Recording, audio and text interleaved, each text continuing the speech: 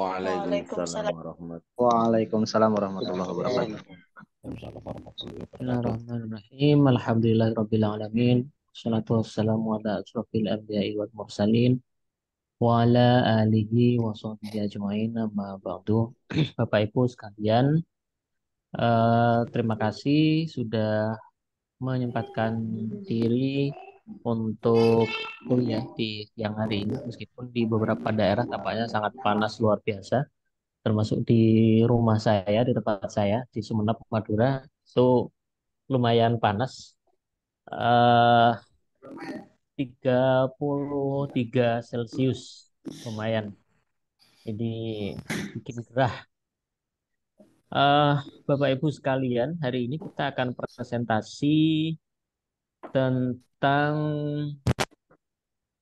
peran keluarga dalam pengembangan psikologis anak didik dan eh, pembelajaran di era digital di tema kelompok 12.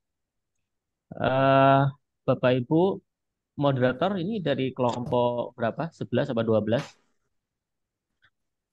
Sistemnya karena ini presentasi dua kelompok, maka saya minta kelompok 11 sama 12 presentasi terlebih dahulu. Masing-masing kelompok dua narasumber. Di kelompok 11 dua narasumber, kelompok 12 dua orang narasumber. Setelah itu, setelah keduanya presentasi, baru nanti di tanya jawab. Karena kalau tanya jawab diskusi satu kelompok itu biasanya makan waktu. Jadi banyak waktu kita yang eh, tersita. Nanti diskusinya mohon diakhiri maksimal jam 14, Bapak Ibu. Sehingga nanti saya punya waktu sekitar 30 menit untuk memberikan penjelasan tambahan atau penyelarasan terkait dengan dua tema diskusi kita siang hari ini. Eh, Baik, siapa moderator? Silakan. Bu Nining udah ada nggak? Halo Bu Nining, Kelompok ada nggak? 11 siapa aja? Bu Nining tadi udah Ya, ditugaskan Bu Nining. Oh, baik. ya Pak. Baik, Bu Nining, silakan dipandu jalannya diskusi kita siang hari ini. Modelnya seperti yang tadi saya sampaikan, jadi dua orang dari kelompok 11 presentasi, kemudian setelah kelompok 11 selesai presentasi, dilanjut pada kelompok 12 untuk juga presentasi. Bu Nining, Baik, dipersilahkan. baik Pak. Assalamualaikum warahmatullahi wabarakatuh. Waalaikumsalam warahmatullahi wabarakatuh. Waalaikumsalam warahmatullahi wabarakatuh. Di sini saya sebagai moderator dari kelompok 11 dan 12. Eh, Langsung saja kita ke inti materinya yang mungkin dari kelompok 11 akan disampaikan oleh Pak Umri dan Pak Dayan. Silakan.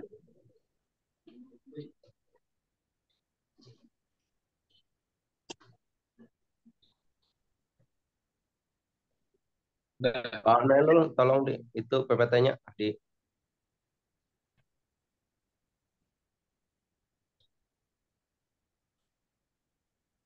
share screen Pak.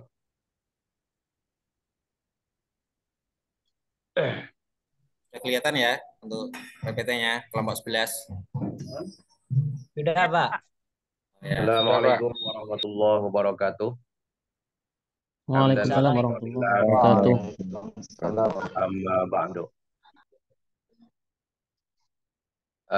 Yang saya hormati Bapak dosen, Alhamdulillah di pagi yang cerah ini sudah bisa hadir di tengah-tengah kita.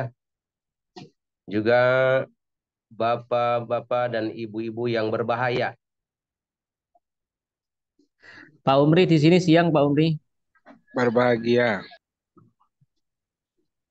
Oh, berbahagia ya, bukan berbahaya ya. Saya kira saya anggap hari ini bapak dan ibu di hadapan saya ini sangat berbahaya, bukan berbahagia. Oke? Karena pada kesempatan pagi hari ini. Di sini jam 9 lah ya, waktu Saudi, dan mungkin di Indonesia jam 1 lebih ya, pukul 13. Di sini kami kelompok 11 terdiri dari saya, Red Pet ya. Kemudian eh, Neng Nining, India Ningsih, kemudian Bapak Insinyur Dayan dan Bapak sekretaris kita, Bapak Dede Darmawan. Mohon untuk didengarkan, jangan sampai ada yang ketawa-ketiwi, karena ini kita sedang dalam perkuliahan, harus dilaksanakan dengan serius. Oke? Terlebih Iya, dahulu, Pak Haji. apa kabar semuanya? Alhamdulillah, luar Alhamdulillah. biasa. Khair, Allahu khair, khair, Akbar. khair, khair, khair, Kurang kompak, khair, kurang kompak. khair, Apa kabar? khair, khair. Alhamdulillah. Luar biasa, sehat. Allahu Akbar. Yes, ya. Alhamdulillah, baik Pak Umri, Di baik. sini temanya adalah peran keluarga, kondisi psikologis dan proses pembelajaran siswa. Ya, sebagaimana kita ketahui, keluarga adalah merupakan pada dasar ya, apa namanya, fondasi untuk melaksanakan atau terlaksananya sebuah, bisalah dikatakan negara yang baik, itu tergantung dari keluarga yang baik. Di situ yang namanya keluarga itu adalah sekelompok yang terdiri dari ayah, ibu, ayah sebagai pemimpin, di situ hubungan kekerabatan, kemudian anggota keluarganya terdiri dari anak, ya. Tujuan pembelajaran ini, pertama, mahasiswa mampu mengetahui peran keluarga dalam proses pembelajaran siswa. Kemudian mahasiswa mampu mengetahui dampak kondisi psikologis dalam proses pembelajaran siswa. Mahasiswa mampu memahami peran keluarga dan kondisi psikologis mempengaruhi dalam proses pembelajaran siswa. Dilanjut, Pak Nailul. Selanjutnya. Nah, berawal dari yang namanya pendidikan. Pendidikan itu istilahnya bisa dikatakan sebuah usaha untuk bisa memanusiakan manusia. Pada dasarnya manusia itu adalah hewanun natikin ya. Kalau kata Pak Ansor itu hewanun natikin. Jadi hewan yang berbicara. Yang membedakan manusia dengan hewan yang lainnya adalah mempunyai akal. Dan melalui akal itu, maka manusia harus mendapatkan pendidikan. Oke, bisa dilanjut.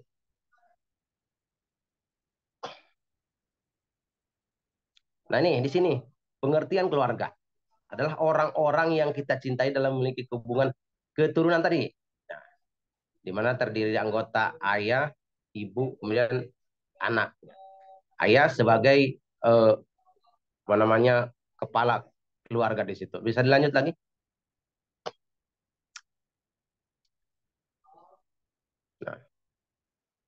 Nah ini masih yang tadi ya.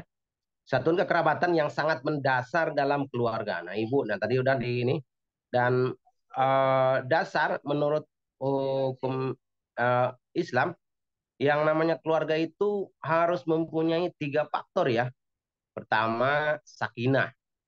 Kedua, mawadah. Ketiga, rohmah. Ini maaf, di sini ada salah sedikit tulisan, itu sakinah, mawadah, dan warohmah. Nah ini suka biasa di apa namanya, kesalahan yang sering terlontar ya, apalagi suka di MC dangdut seperti kadang-kadang ya mari kita doakan mudah-mudahan apa namanya pengantin kita ini bisa menjalankan hidup yang sakinah, mawadah, dan warohmah. Jangan seperti itu ya. Kalau warohmah jangan lagi dikatakan dan, karena wa itu sudah artinya dan ya. Itu. Nah, untuk mencapai ini apa namanya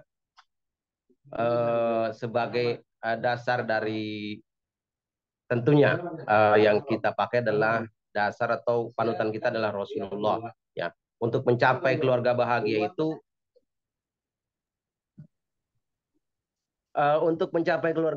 itu sebagaimana dikatakan Rasulullah, yaitu baiti jannati ini supaya benar-benar baiti jannati.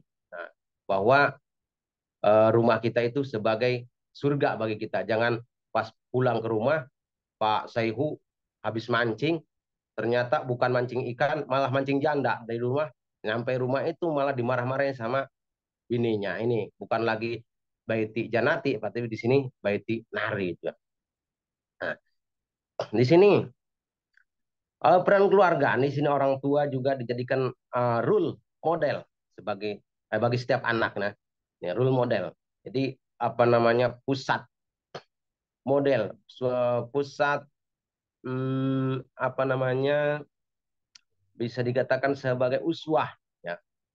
Orang tua lebih mengajarkan kepada nilai-nilai kehidupan yang akan dihadapi anak-anaknya. Kemudian orang tua menjadi guru pertama bagi anaknya. Sampai ada istilah al-ummu madrasatul ula seperti itu ya. Boleh lanjut Pak Nailo? Silakan.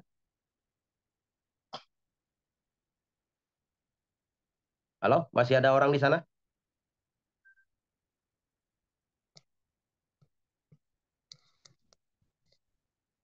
Dilanjut.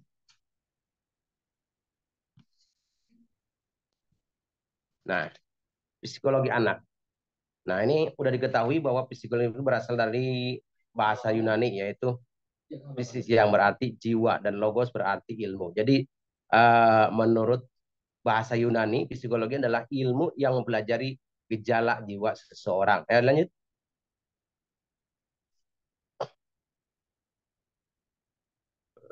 Nah, ini psikologi anak.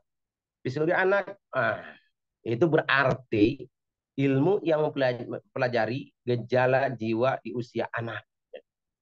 Bisa juga dikatakan kalau pas saya bukan psikologi anak, atau psikologi orang tua, atau psikologi kakek-kakek ya gitu. Saya pas saya oke.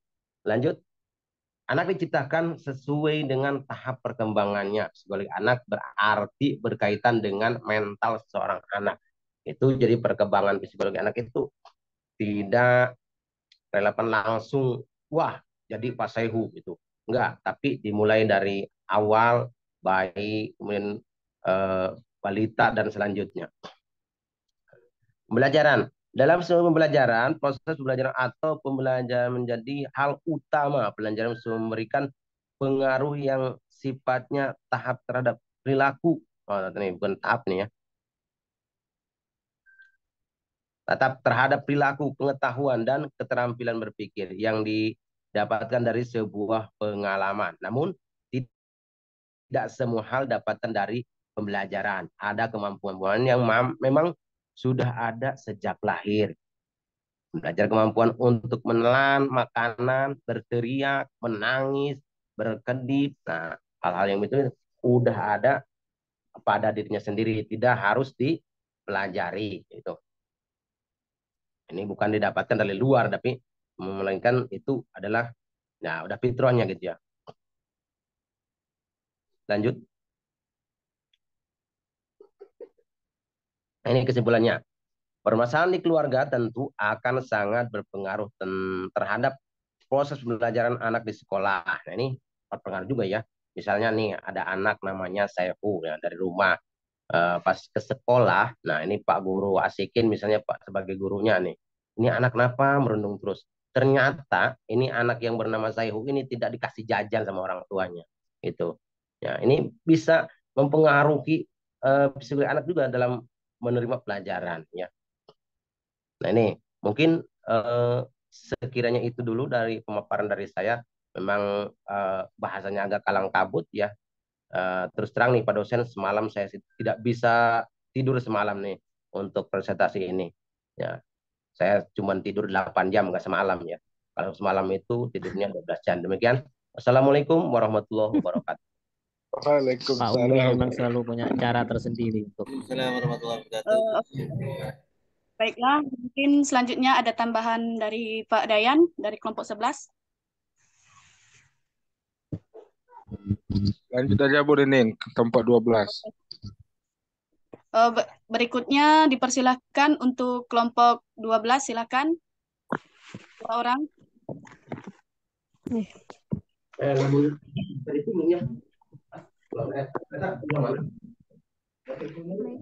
Assalamualaikum warahmatullahi wabarakatuh. Assalamualaikum warahmatullahi wabarakatuh. Waalaikumsalam. Saya dari kelompok 12 yang beranggota saya sendiri, kemudian Bapak Asikin, Ibu Inayati, dan Asyuri. Pada kesempatan kali ini akan membahas mengenai psikologi pendidikan dalam konteks digital. Nah, sebelum ke konteks digital, saya akan menjelaskan dulu tentang apa sih pentingnya memahami pendidikan. Nah, pentingnya memahami pendidikan itu salah satunya yaitu untuk memahami karakteristik peserta didik. Jadi, psikologi pendidikan ini membantu guru memahami cara belajar, kebutuhan, dan motivasi peserta didik di era digital. Hal ini penting untuk menciptakan pembelajaran yang efektif dan sesuai dengan kebutuhan mereka. Lalu yang kedua itu untuk mengembangkan potensi peserta didik. Nah, dengan memahami perkembangan psikologis peserta didik, guru dapat memfasilitasi pertumbuhan intelektual, emosional, dan sosial mereka secara optimal. Kemudian yang ketiga, pentingnya memahami pendidikan, yaitu untuk menerapkan metode pembelajaran yang tepat. Nah, penerapan prinsip-prinsip psikologis pendidikan ini memungkinkan guru merancang strategi pembelajaran yang sesuai dengan gaya belajar mereka di lingkungan digital seperti saat ini. Kemudian yang terakhir yaitu untuk meningkatkan interaksi pembelajaran. Nah, wawasan psikologi pendidikan ini membantu guru menciptakan lingkungan belajar yang mendukung meningkatkan keterlibatan peserta didik dan membangun hubungan positif dalam konteks digital. Lalu, apa sih tantangan pembelajaran dalam lingkungan digital? Nah, tentunya punya tantangan ya Bapak Ibu. Nah, pembelajaran dalam lingkungan digital ini menghadapi tantangan yang sangat unik, di mana teknologi itu menyediakan banyak kesempatan sekaligus memperkenalkan kompleksitas baru. Peserta didik harus beradaptasi dengan cara belajar yang lebih mandiri dan interaktif, sementara itu guru perlu menyesuaikan metode pengajaran mereka agar selaras dengan gaya belajar di era digital saat ini. Kemudian, di sisi lain, akses yang luas terhadap informasi ini dapat menimbulkan masalah seperti distraksi dan kebingungan dalam memilih sumber yang tepat. Nah, tantangan lain adalah untuk memastikan keamanan dan privasi data digital peserta didik serta menjaga interaksi sosial yang seimbang di tengah lingkungan dunia maya. Lalu, apa sih peran teknologi dalam proses pembelajaran? Nah, teknologi digital ini telah mengubah proses pembelajaran Bapak Ibu. Nah, perangkat elektronik seperti komputer, tablet, smartphone, dan lainnya itu memfasilitasi akses informasi, kolaborasi, dan personalisasi pembelajaran. Nah, penggunaan platform daring, aplikasi pembelajaran, dan alat visualisasi ini memperkaya pengalaman belajar dan meningkatkan keterlibatan peserta didik. Nah, tentunya dalam teknologi ini mempunyai manfaat teknologi digital bagi pendidikan anak.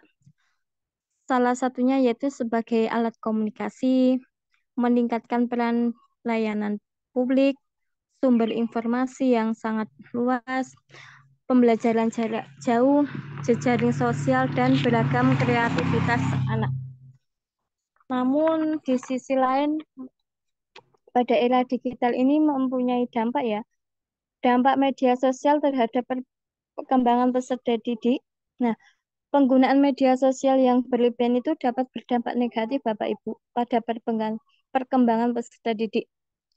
Pemakaian media sosial yang tidak terkontrol dapat mengganggu fokus belajar, mengurangi interaksi sosial, dan mempengaruhi kesehatan mental. Di sisi lain, media sosial juga dapat memberikan manfaat Bapak Ibu. Nah, tapi jika digunakan dengan bijak seperti memfasilitasi kolaborasi, berbagi informasi, dan mengembangkan kreativitas peserta didik. Lalu bagaimana sih strategi pembelajaran berbasis psikologi pendidikan? Nah, ada 3 strategi dalam pembelajaran berbasis psikologi pendidikan yang pertama yaitu pembelajaran berpusat pada siswa. Maksudnya apa? Nah, fokus pada minat, gaya belajar, dan kebutuhan individu siswa untuk meningkatkan keterlibatan dan motivasi mereka. Kemudian yang selanjutnya sebagai umpan balik berkelanjutan.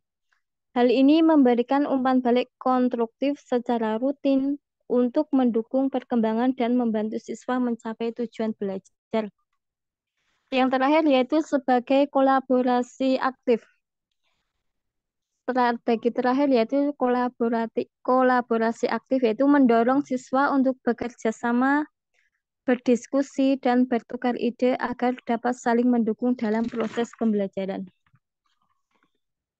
Kemudian pengembangan kurikulum yang sesuai dengan kebutuhan digital itu apa saja? Nah, ada 4, yaitu integrasi teknologi. Kurikulum yang relevan di era digital itu harus mengintegrasikan teknologi secara efektif, membekali siswa dengan keterampilan digital yang dibutuhkan untuk masa depan. Kemudian yang kedua yaitu konten adaptif.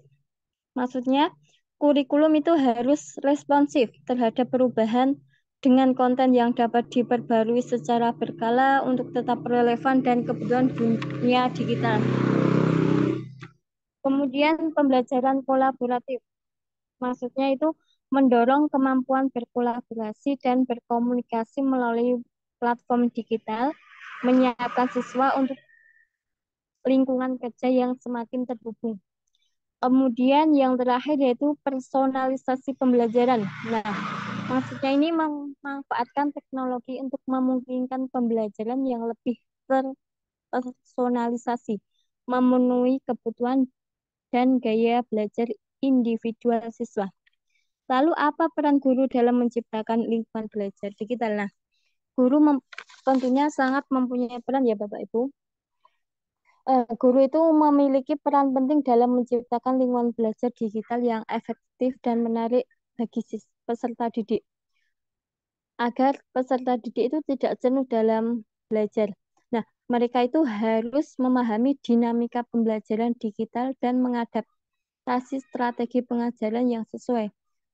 Kemudian guru itu dituntut untuk mahir dalam menggunakan teknologi dan alat-alat digital, serta mengintegrasikannya secara optimal ke dalam proses pembelajaran. Nah, hal ini memungkinkan mereka untuk menciptakan pengalaman belajar yang interaktif dan berpusat pada siswa. Sehingga dalam pembelajaran itu siswa itu tidak merasa jenuh atau bosan. Kemudian implikasi psikologi pendidikan pada kebijakan pendidikan, yaitu pertama itu untuk memahami kebutuhan peserta didik. Kemudian yang kedua untuk meningkatkan kualitas pengajaran agar tetap bermutu pembelajarannya. Kemudian yang ketiga pengembangan kemampuan sosioemosional. Yang terakhir yaitu perluasan akses dan inklusi. Nah, dari pembelajaran ini dapat kami simpulkan yang pertama itu psikologi pendidikan itu memegang peran penting dalam menyediakan lingkungan belajar yang efektif dan sesuai dengan kebutuhan generasi digital. Kemudian, pemanfaatan teknologi digital ini harus diimbangi dengan pemahaman mengenai dampaknya terhadap perkembangan peserta didik, baik secara kognitif, sosial, emosional, maupun moral. Kemudian yang terakhir itu, guru perlu menerapkan strategi pembelajaran yang adaptif seperti personalisasi, kolaborasi, dan umpan balik interaktif untuk meningkatkan keterlibatan dan prestasi peserta didik. Nah, sedikit yang dapat saya sampaikan, kurang lebihnya mohon dimaklumi. Apabila yang mau menambahkan, disilahkan. Cukup sekian dari saya. Barangkali ada yang mau menambahkan, kami persilahkan.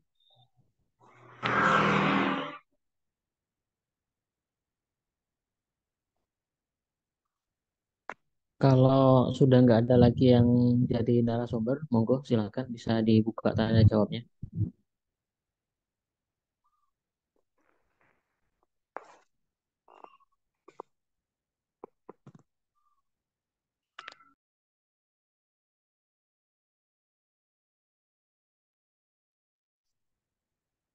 Assalamualaikum warahmatullahi wabarakatuh. Waalaikumsalam warahmatullahi wabarakatuh.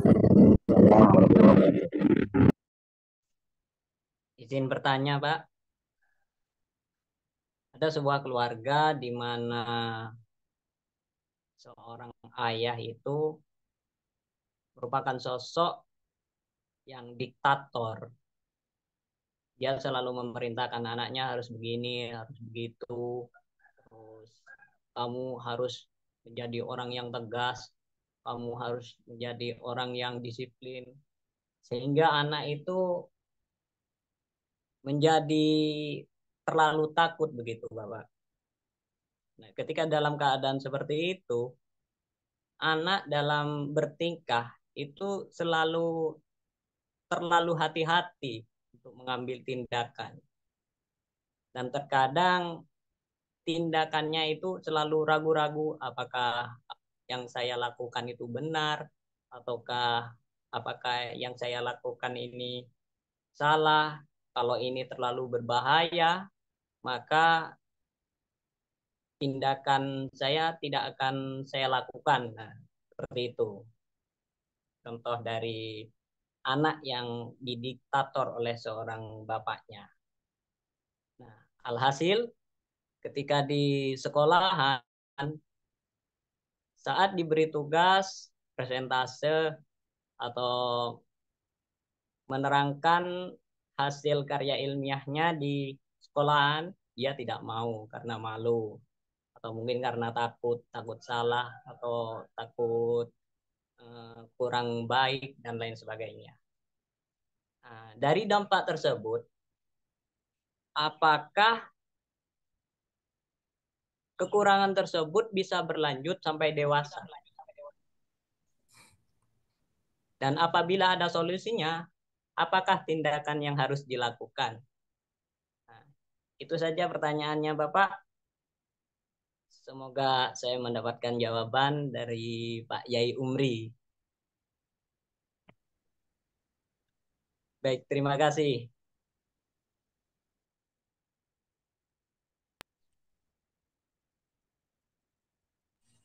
Baik, silakan untuk kelompok 11 atau 12 yang mau menjawab.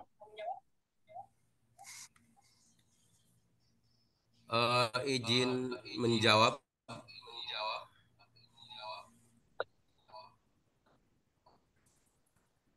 Terima kasih pertanyaan yang cukup bagus sekali dari Pak Yasin. Pak Yasin ini kategorinya martabak ya. Ya Pak Yasin. Apa maksudnya itu, Pak? Oh, manis, ramah, tampan, tapi susah ditebak.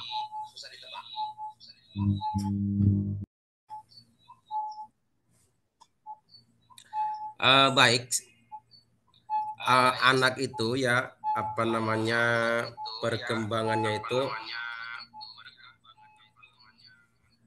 tergantung lingkungannya Pak ya. Memang pendidikan awal itu berasal dari keluarga. Sehingga ada lagunya tuh Pak. Ada lagunya, Keluarga Cemara, ada yang hafal lagunya. Harta yang paling berharga adalah keluarga. Nah, itu. Memang faktor lingkungan keluarga memang cukup mendasar ya.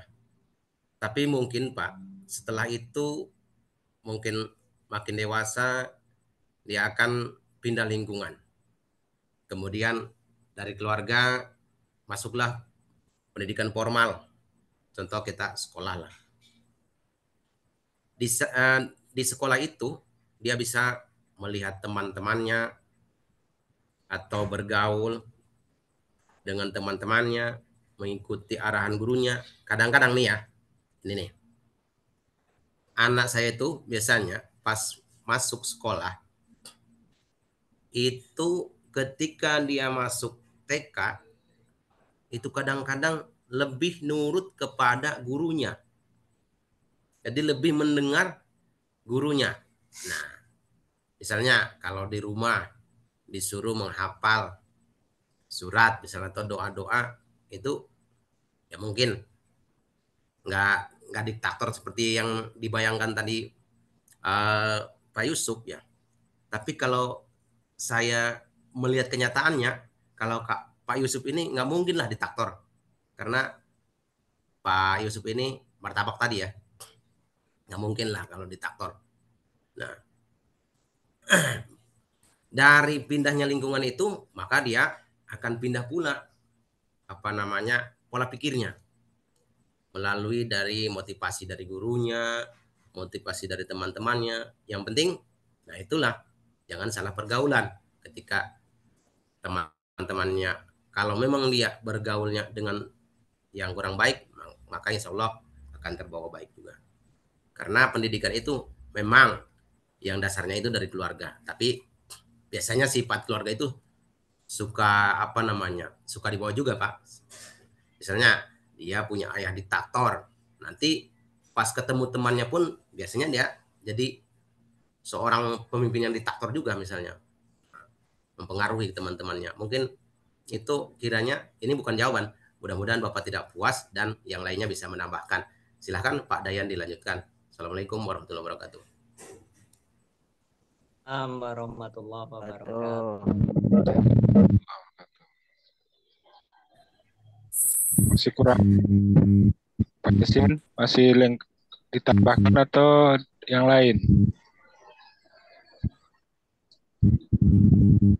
Baik, Pak. Terima kasih. Saya rasa cukup dari pendapatnya Pak Kiai Haji Umri. Yang menambahkan sedikit ya.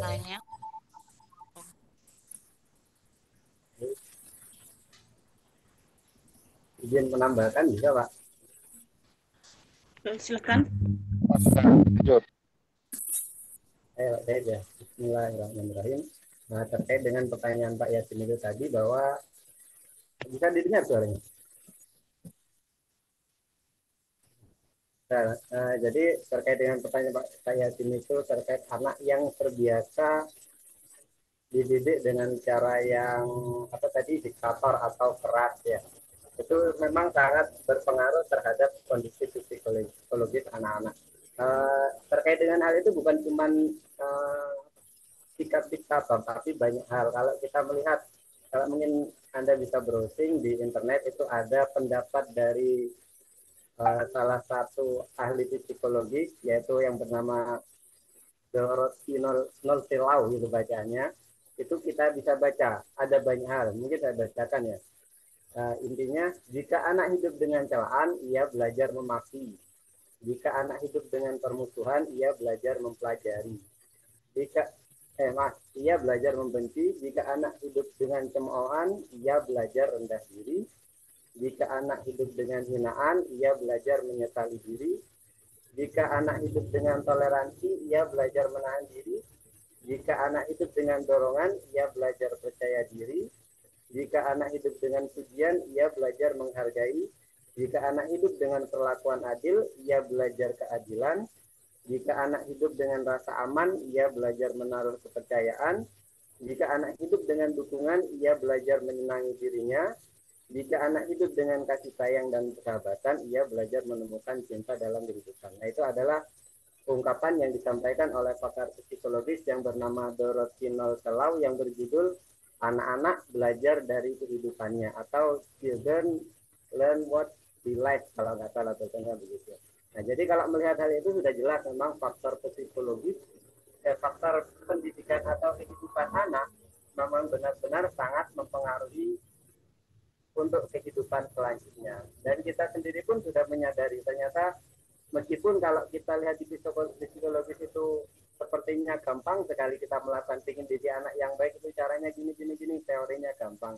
Tapi kita sendiri juga sebagai orang tua, bukan cuma sebagai guru, sebagai orang tua kita sendiri di rumah bagaimana. Kalau di sekolah kita ngajari anak 30 itu gampang. Dia ngomong sekali stop, jangan rame, bisa. Tapi coba anak sendiri kita ajak belajar. Misalnya habis maghrib kita belajar sama anak. Belum sampai 15 menit anak sudah apa istilahnya? Sudah bulat, sudah enggak perasan seperti itu. Dan juga saya ingat pepatah Jawa bahwa didik anak itu apa? seperti layangan. Artinya apa? Bisa kita kalau layangan, kita main layangan harus kita tarik dan juga kita ulur. Artinya ada kalanya kita harus keras, harus kita tarik.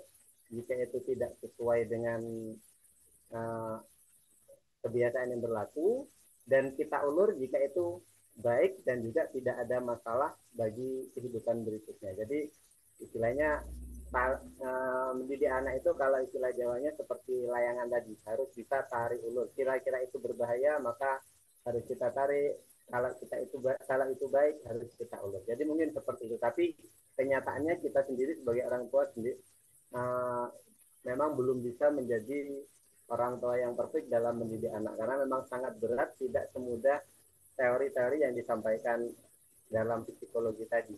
Terima kasih, mungkin itu dari saya.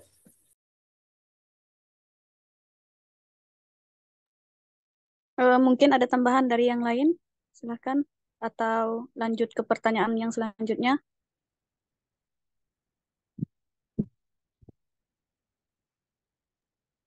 Kayaknya yang pendapat yang barusan ini kayaknya bagus di share itu ya. Kata-katanya itu luar biasa, Bu.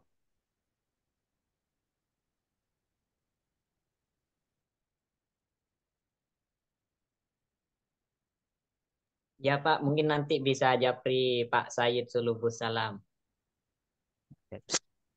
Kalau boleh bertanya saya. Sulubus Pak, bukan Sulubus. Maaf, maksud saya itu Pak. Silabus Pak, silabus Pak. Boleh bertanya satu lagi Pak? Silakan. Tadi menyambung, memang ini faktor keluarga ini sangat berpengaruh sekali terhadap pendidikan, terhadap pendidikan. Kemudian yang saya alami pun memang demikian. Ternyata anak-anak yang bermasalah di sekolah itu memang dengan dengan latar keluarga yang kurang mendukung terhadap pendidikan. Yang akan saya tanyakan pada kesempatan kali ini, dengan banyaknya siswa dan dengan keterbatasan waktu dalam ya eh, mendidik anak gitu, apalagi sampai pendekatan ke orang tuanya, itu kira-kira ada trik khusus gak untuk mendidik anak ketika anak itu bermasalah di keluarga? Mungkin itu saja. Terima kasih.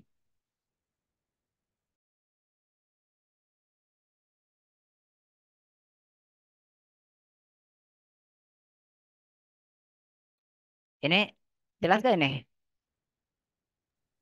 Sudah bisa ketangkap belum ya? Halo? Belum ada jaringnya, jadi belum ketangkap, Pak Bud. Oh, tapi yang lain jelas gak nih pertanyaan saya ini? Gini Pak Bud, saya ingin menanyakan apakah contohnya sama seperti yang saya akan ceritakan berikut ini. Ada sebuah anak tingkat SMA itu keluarganya dalam keadaan keluarga broken Seorang home. Pak, bukan sebuah. Iya, jadi anak dari keluarga broken home, di mana orang tuanya itu sering bertengkar dengan istrinya dan bahkan sampai berpisah. Nah, ketika suatu ketika itu mohon maaf orang tuanya itu pemabuk. Nah, alhasil ketika di sekolahan dia akhirnya ketemu, dibawa ke ruang BP dan menyatakan bahwa saya memang pemabuk dan kenapa saya di sini dimarahi, sementara kalau di rumah itu saya tidak pernah dimarahi. Ketika ditanya alasannya, kenapa kamu melakukan hal itu?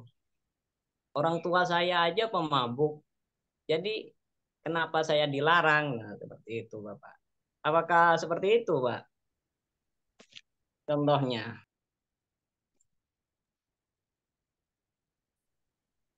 Ah, bisa, bisa. Itu kan maksud saya dengan banyaknya permasalahan-permasalahan yang latar belakangnya keluarga seperti tadi yang brok ya, yang brok. Sementara kita pun harus bisa mendekati pendekatan-pendekatan tentunya harus ini ketika tidak bisa pendekatan kepada orang tua, otomatis kita terfokus ke anak. Artinya yang saya tanyakan adalah adakah trik tertentu pendekatan anak yang eh, mungkin latar belakang keluarganya seperti itu.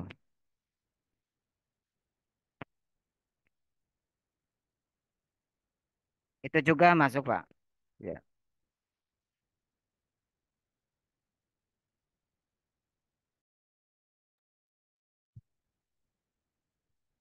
Baik, ada tanggapan dari bapak-bapak atau ibu-ibu yang lain? Silakan.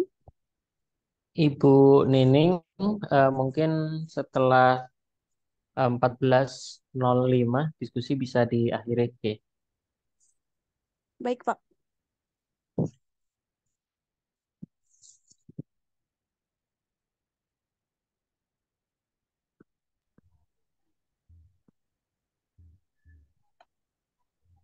Mungkin boleh Silakan diakhiri. bapak-bapak ibu-ibu, belum diskusinya diakhiri. Ada yang mau bertanya, silakan.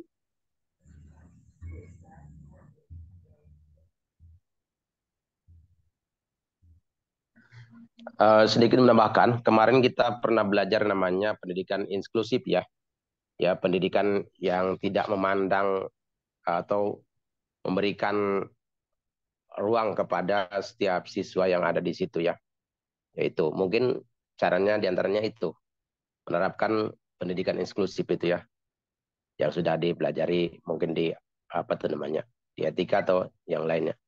Demikian jawaban saya. Assalamualaikum warahmatullahi wabarakatuh.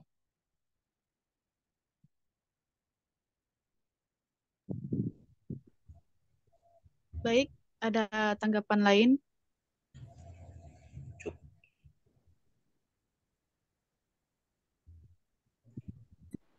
Cukup kayaknya Bu Nining.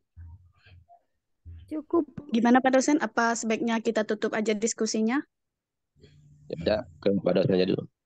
Baik, kalau misalnya sudah tidak ada forum, saya ambil alih. Terima kasih diskusinya Bapak Ibu kelompok 11 dan 12. Eh, izin untuk share screen.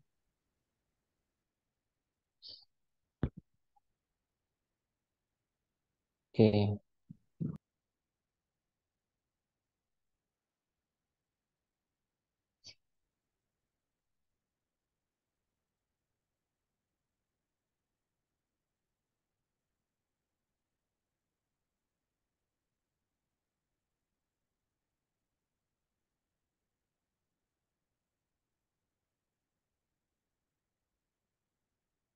Resume share.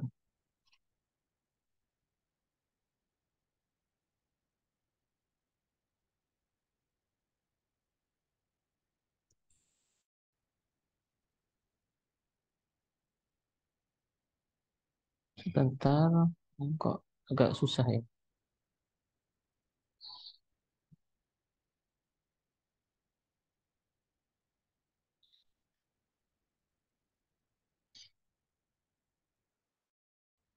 Materi saya sudah tampil, Bapak Ibu.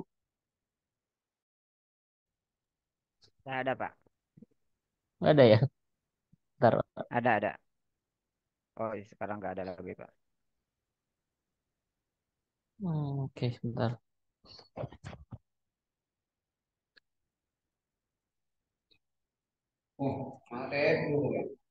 Payah aja enggak? Payah. Oke, Bapak Ibu sekalian,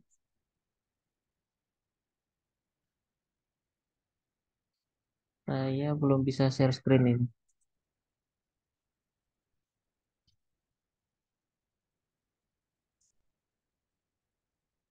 Share sound. Sudah bisa kelihatan, Bapak Ibu? Sudah muncul.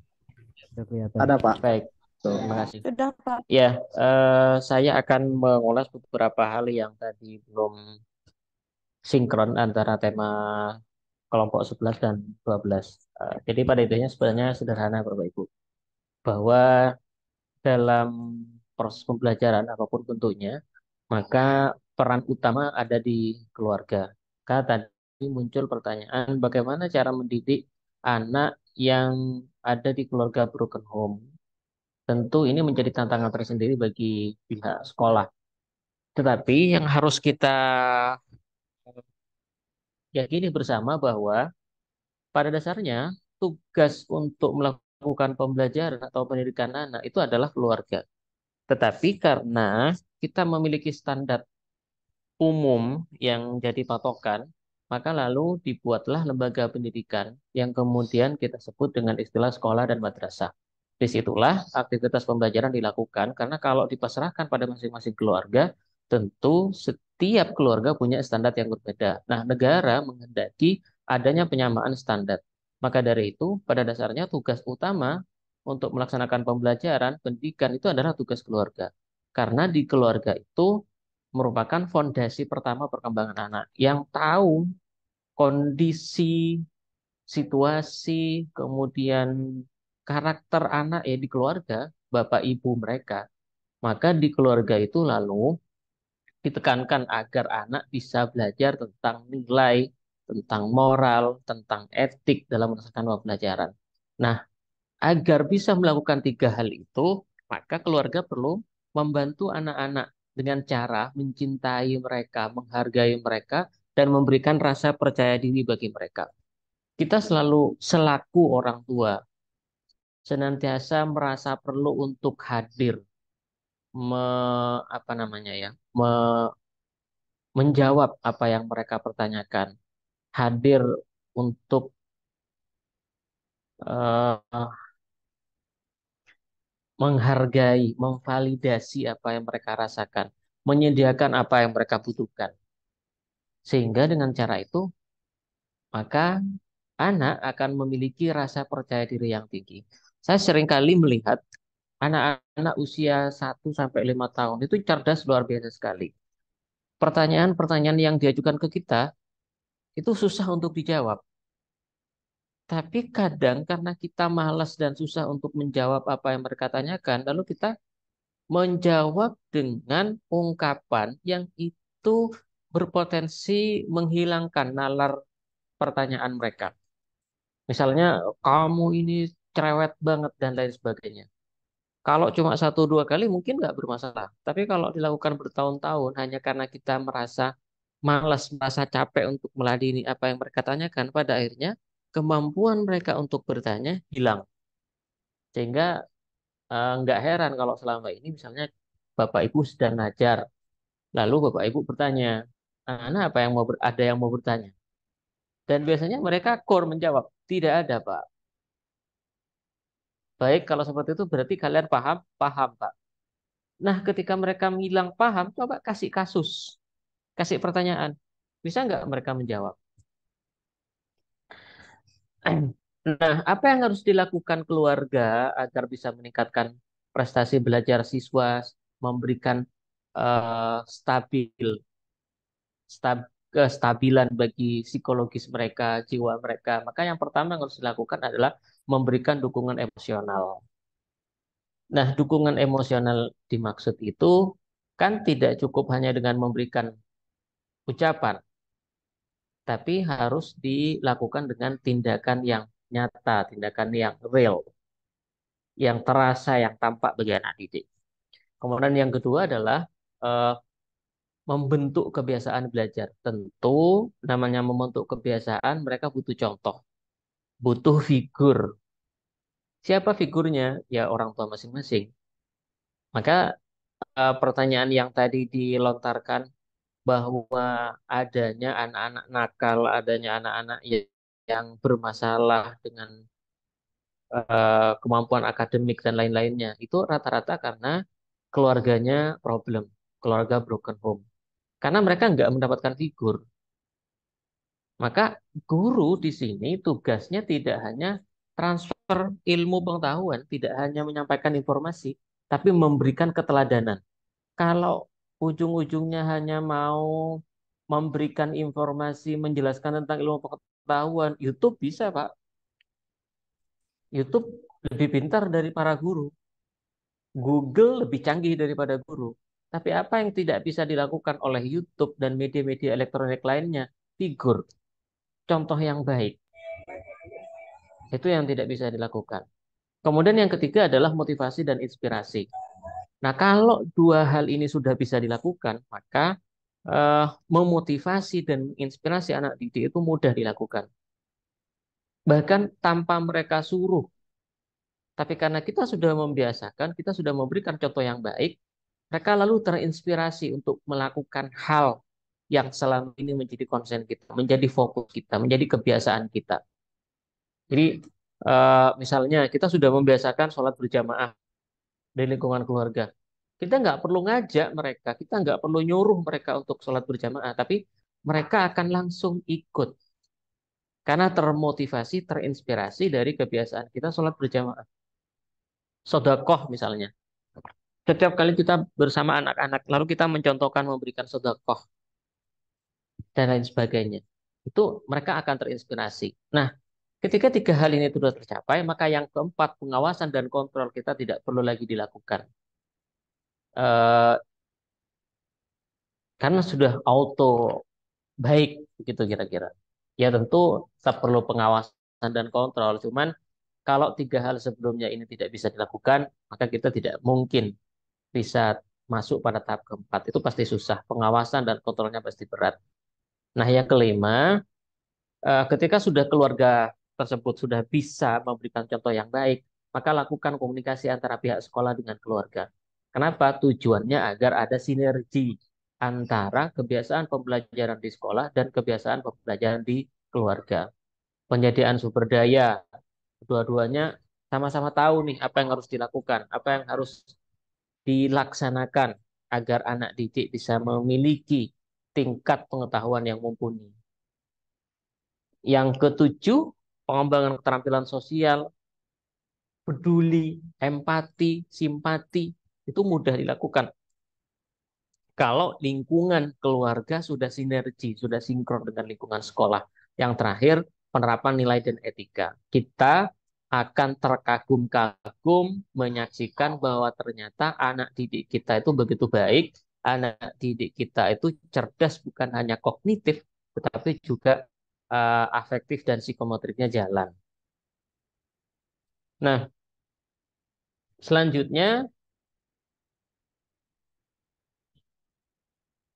kenapa kondisi psikologis siswa itu harus diperhatikan sedemikian rupa? Karena ini Bapak Ibu.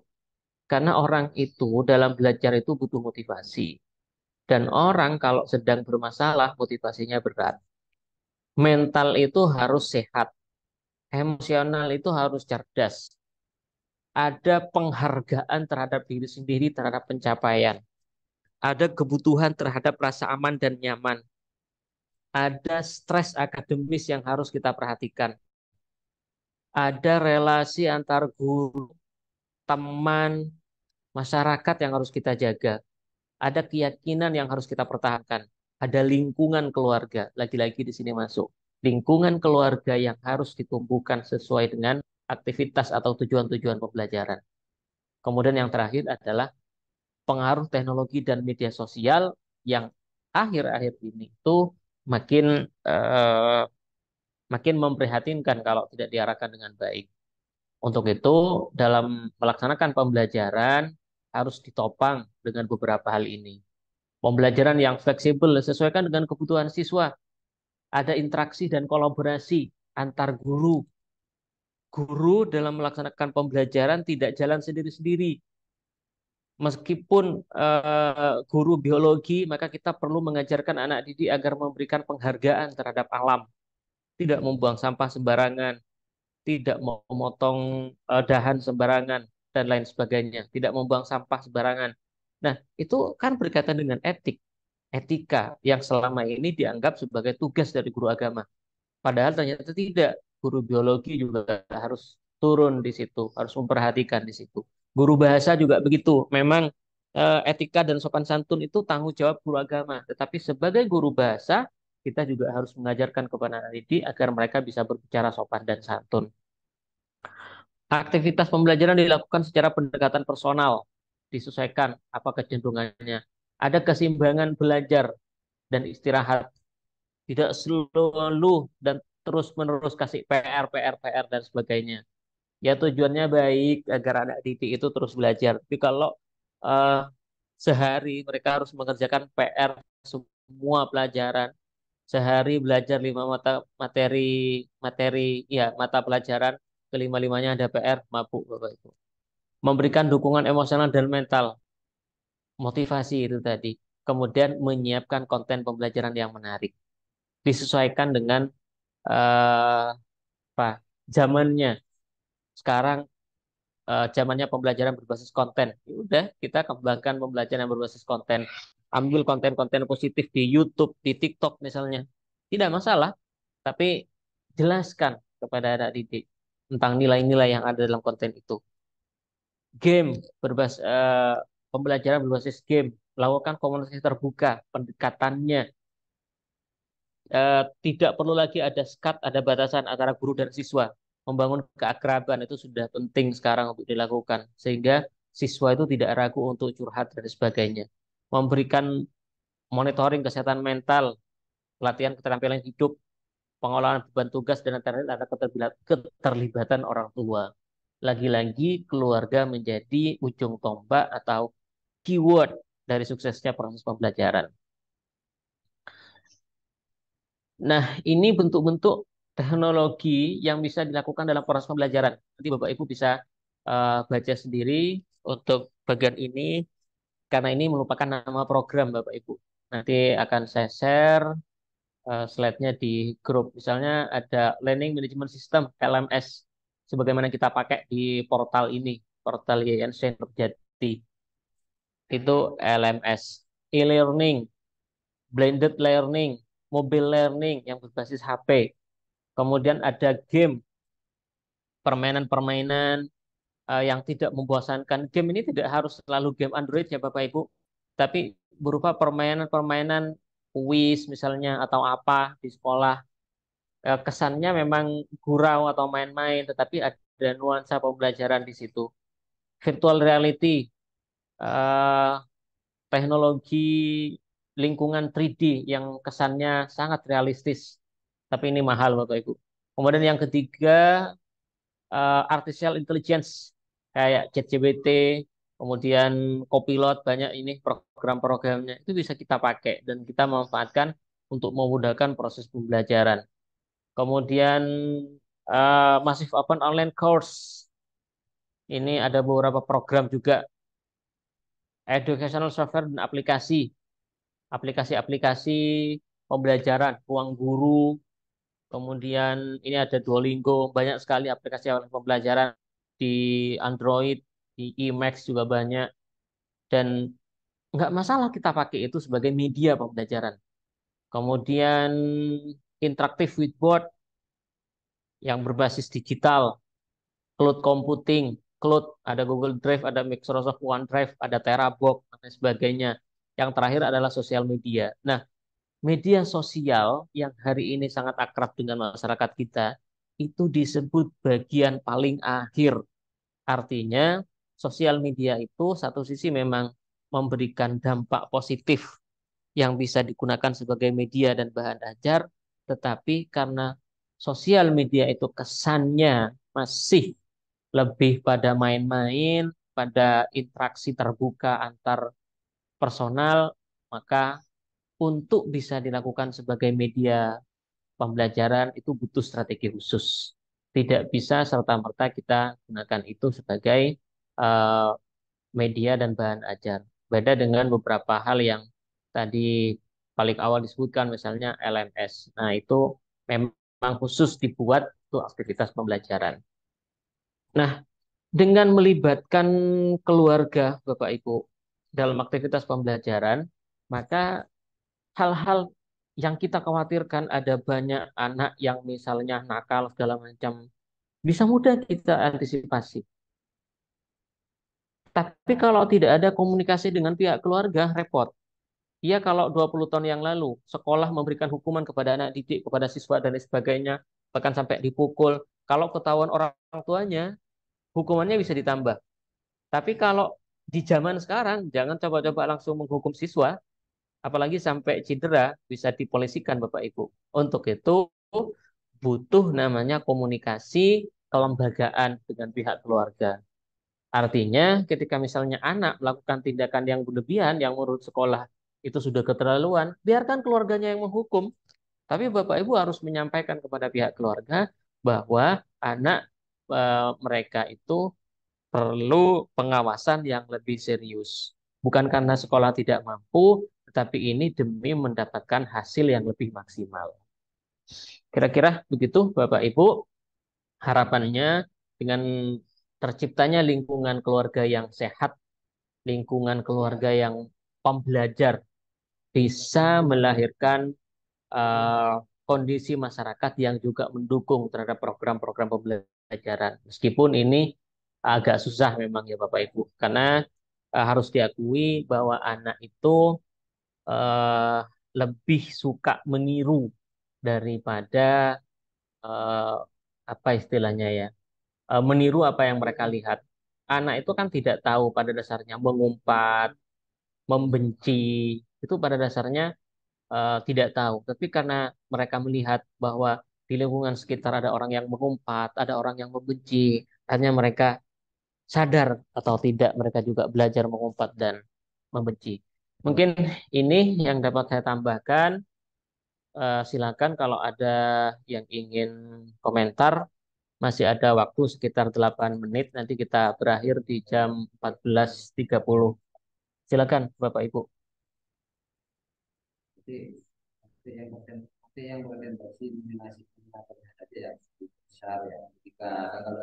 Izin bertanya Pak, ini berkaitan dengan Baik, silakan. Iya, ini berkaitan dengan psikologi anak yang sekarang ini lebih cenderung banyak terpengaruh dengan media sosial seperti game itu Pak. Ya, karena kebanyakan Baik. juga dari pihak keluarga dia fan-fan saja, tapi karena sekarang ini sudah banyak yang ke gamenya itu akhirnya terpengaruh juga. Bagaimana untuk menyikapinya? Terima kasih. Baik, itu yang tadi saya sampaikan Bapak Ibu, bahwa keluarga harus bisa memberikan contoh yang baik. Artinya, eh, kalau kita ingin membatasi penggunaan handphone bagi anak, ya keluarga, Bapak Ibunya harus juga memiliki waktu. Kapan mereka pegang HP, kapan mereka tidak pegang HP. Memang awal-awalnya susah, pasti anak-anak itu akan tantrum, berontak, dan lain sebagainya. Tapi kalau kita melakukan pembiasaan, insya Allah bisa dilakukan. Misalnya nih, maghrib isya tidak boleh pegang HP. Maka orang tua sepenting apapun ingin komunikasi dengan orang lain, ya pindah tempat dulu. Jangan sampai kelihatan anak-anak untuk pegang HP. Apalagi ketahuan nonton drakor misalnya yang bisa dilakukan ibu-ibu. Maghrib sampai isya ketahuan nonton drakor, lalu dia bilang ke anak-anaknya maghrib isya nggak boleh pegang HP. Nggak bisa Bapak Ibu. Anak pasti akan protes. Saya kok nggak boleh pegang HP, mama kok boleh pegang HP dan lain sebagainya. Apalagi kalau bapaknya juga suka main game misalnya, ya pasti akan ditiru. Nah, boleh bapaknya juga suka game kan, game untuk bapak-bapak juga banyak. Tapi harus ada batasan. Kalau kita ingin membatasi, ayo kita batasi diri sendiri dulu. Maghrib Isya nggak boleh pegang HP. Pegang HP sampai jam 9. Setelah itu taruh HP-nya. Bahkan kalau kalau perlu dikumpulkan Pak, HP-nya bapak, HP-nya ibu, HP-nya kakaknya misalnya, HP-nya adiknya, kumpulkan satu-satu. Kita ajarkan kebiasaan bahwa Pak 9 HP sudah ditaruh. Gimana Pak kalau nanti ada tetangga yang butuh jam 11 malam telepon? Ya nanti kalau sudah anak-anak tidur boleh Pak diambil. Tapi jangan ketahuan. Kalau ketahuan anak itu kebiasaan yang diajarkan dari sekian tahun itu buyar Pak. Maka oh ya sudah yang lebih baik oh sudah 11 malam kok. Jadi memberikan contoh yang baik itu penting. Yang jadi masalah memang kita sudah beriktikat, berikhtiar ya, memberikan contoh yang baik. Tetapi keluarga samping kita, Pak, sepupunya, eh, kawan bermainnya misalnya, nah itu yang susah. Saya punya kawan, dia satu keluarga besar itu ya, dia saudaranya jumlahnya 8, 8 orang bersaudara. Dan kedelapan bersaudara ini sepakat untuk membatasi penggunaan HP bagi anak-anaknya. Jadi enak, anaknya main sama sepupunya sama-sama dibatasin HP-nya. Per hari itu punya jatah main HP 3 waktu, pagi, siang, dan malam. Dan masing-masing 30 menit. Jadi pagi anaknya usia dari 1 sampai 10 tahun itu hanya punya jatah 30 menit. Dia cerita sama sepupunya sama juga 30 menit. Sehingga terbangun mindset dalam pikirannya, oh iya berarti kalau anak-anak itu nggak boleh bebas pegang HP. Waktunya hanya pagi, siang, dan sore. Ya meskipun ada yang nangis-nangis, marah-marah, ya biarin Pak. Karena ini adalah penanaman karakter. Tapi memang tidak mudah, butuh kebersamaan. Nah kalau kita punya lingkaran yang seperti itu enak. Cuman yang jadi masalah kan kalau anak kita main ke tetangga misalnya. Anak kita main sama sepupunya. Sepupunya bebas Pak main HP 24 jam.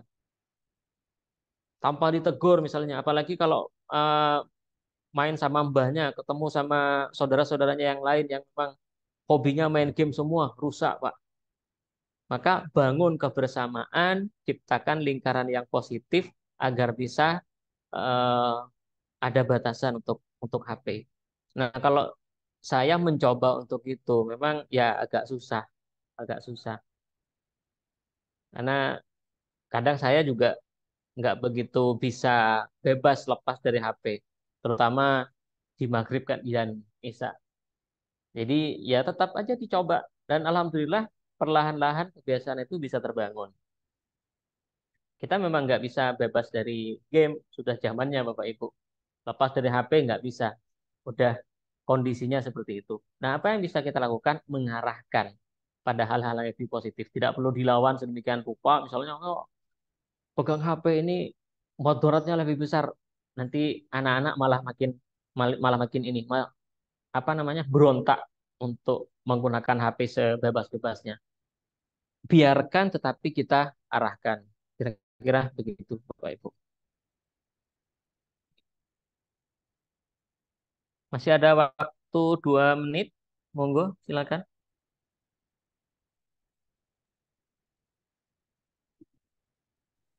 Menarik itu Pak. Biarkan tapi arahkan. Itu ya Pak. Jadi tidak boleh dilarang gitu ya Pak. Karena semakin dilarang itu kadang semakin penasaran Bapak Ibu. Maka kita beri penjelasan, kita beri arahan, memberikan mereka pengetahuan tentang apa yang menurut kita tidak baik untuk mereka lakukan. Sementara mereka butuh untuk melakukan itu. Nah, dengan cara seperti itu, mudah-mudahan mereka terbangun kesadarannya bahwa HP itu tidak selalu baik. Karena HP tidak selalu baik, maka butuh penyesuaian penggunaan. Tidak boleh langsung dilaksanakan secara umum babi buta. Kan ngeri, Pak, kalau misalnya kita 24 jam nih, anak tidur 8 jam, berarti ada berapa itu? 14 jam ya, 14 jam, dan 14 jamnya dipakai dihabiskan semua untuk HP. Rusak Pak mata kita Pak. Kalau Ya, semuanya yang seperti mudah itu. itu, yang mudah itu membiarkannya, tapi untuk mengarahkannya ini luar biasa ya Pak.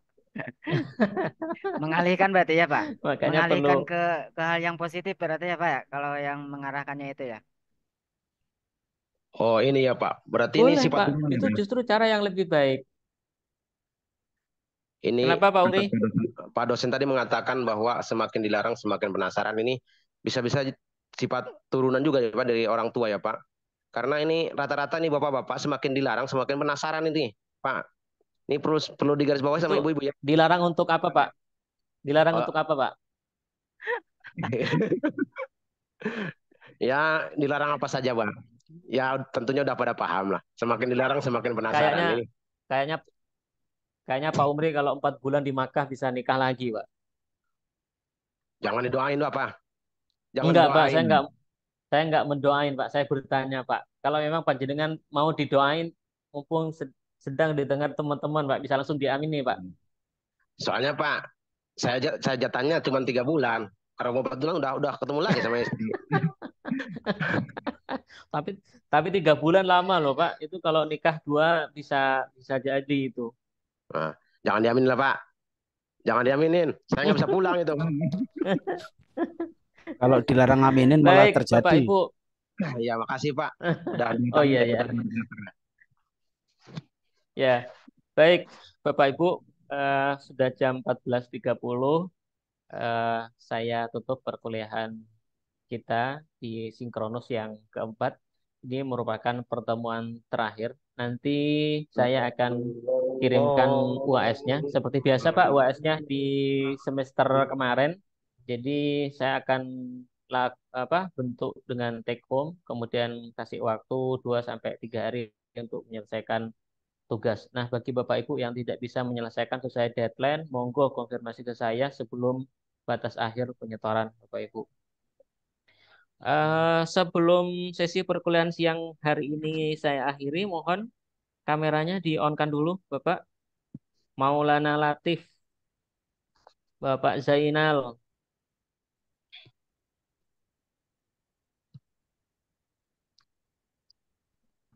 Ini ada Kiai Haji Umri 2 dan Umri Firdaus. Ini pakai 2 Pak Umri.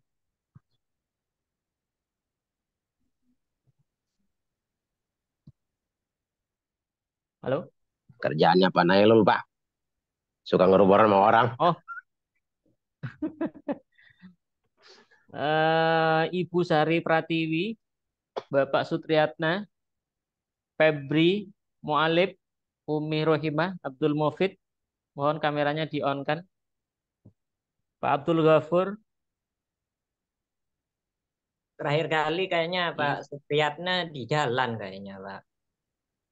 Oh di jalan ya, baik. Ibu ini Bapak apa Ibu? Febri Koiri. Sawah. Lihat wajah Pak Gofur dah, cahaya suwi. Baik, Bapak Ibu sekalian sudah bersedia mengikuti perkuliahan kita siang hari ini. Semoga ilmu yang kita pelajari bisa manfaat dan barokah. Amin. Sudah 14 pertemuan saya menemani Bapak Ibu kita belajar bareng. Saya mohon maaf atas segala kekurangan selama 1 semester ini. Kalau ada hal-hal yang tidak menyenangkan dari saya, mohon dimaafkan. Monggo Bapak Ibu, kalau misalnya ingin menyampaikan beberapa hal yang berkaitan dengan progres atau pengembangan saya dalam mengajar, monggo bisa disampaikan di WA saya. Bisa langsung di chat di WA saya apa yang perlu saya kembangkan dan beberapa kekurangan yang mungkin selama ini tidak sadar saya lakukan selama saya menemani Bapak Ibu belajar di portal UIN Syekh Nurjati ini. Sekali lagi mohon maaf atas segala kekurangan. Kita akhiri perkuliahan kita siang hari ini dengan pembacaan hamdalah. Alhamdulillahirabbil alamin. Alhamdulillahirabbil alamin. Terima kasih Baik. Bapak, terima kasih. Sama-sama Pak. Saya mohon izin live G. Pak. Berada juga itu ya. Mohon doanya Pak Umri biar teman-teman juga bisa segera naik haji. Amin. Amin, amin. Assalamualaikum Bapak-bapak, Ibu-ibu. Waalaikumsalam. Waalaikumsalam warahmatullahi wabarakatuh. Makasih Pak.